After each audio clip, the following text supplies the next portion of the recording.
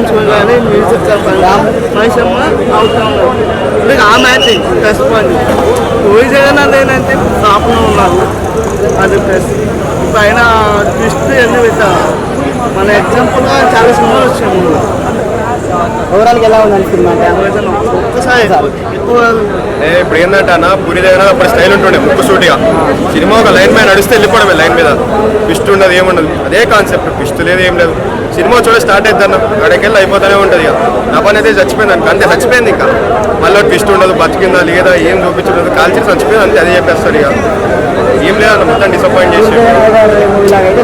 puri Jagannadh movie అంటే ఎట్లుంటుంది కొంచెం ఎక్స్పెక్ట్ చేస్తాం మస్తు ఉంటాయి ఇప్పుడు మనం టెంపర్ చూసినాం అవి చూసినాం టెంపర్లో ఒక ట్విస్ట్ చంపిన చంటి డిఫరెంట్గా ట్రై చేసిందన్న కాకపోతే వర్కౌట్ కాదన్న మెమరీ అని మెమోరేషన్ కానీ డియర్ కామెంట్ వచ్చేది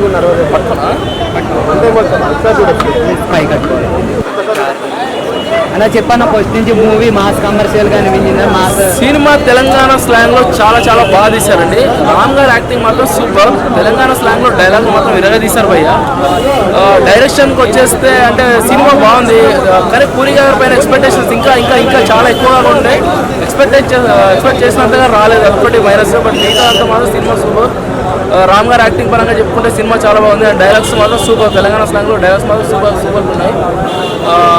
ఇంకా సాంగ్స్ అవి చాలా బాగున్నాయి భయ్య సాంగ్స్ బాగా నచ్చాయి సెకండ్ హాఫ్లో సినిమా కొంచెం లాగైంది మిగతా కూడా సినిమా టోటల్ ఓవరాల్గా సినిమా సూపర్ అనుకున్నంత బిగ్గెస్ట్ హిట్ అవ్వకపోవచ్చు సినిమా మాత్రం బాగుంది రాముని కొత్తగా రకంగా చూపించడం వల్ల సినిమా ఎంత పెద్ద హిట్ అయిందని అంటున్నారు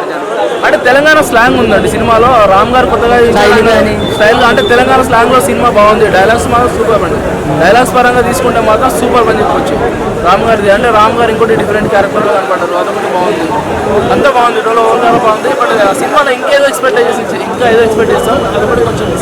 చాలా మంది ప్రేక్షకులు అయితే 100 days పక్క 100 crores పక్క అంటే అదే చెప్తున్నాను సినిమా బాగుంది అని చెప్పొచ్చు బట్ అలానే హిట్ మాత్రం చెప్పలేము సినిమా అంటే యావరేజ్ అండి అంటే పోకిరి ఆ స్టైల్లో అంటే పూరి జగన్నాథ్ ఆ స్టైల్లో ఊహించుకున్నాం ఆ రేంజ్లో మాత్రం లేదు మా సీట్ అందుకోలేకపోయాడు అంటారు అంటే అందుకోలేదని అనుకుంటున్నాను అంటే హిట్ అవుతుంది సినిమా హిట్ అవుతుంది కానీ బిగ్గెస్ట్ హిట్ అని మాత్రం చెప్పలేదు సినిమా తీస్తూ ఉంటారు ఇక నెక్స్ట్ అయితే ఇక రాముని చూసి ఎట్లా అంటే అసలు కరువు ప్రాంతం నుంచి వచ్చి రొమాన్స్ చేస్తే ఎలా ఉంటాడు అలా రొమాన్స్ చేస్తాడు అసలు సామెత ఉంటుంది అసలు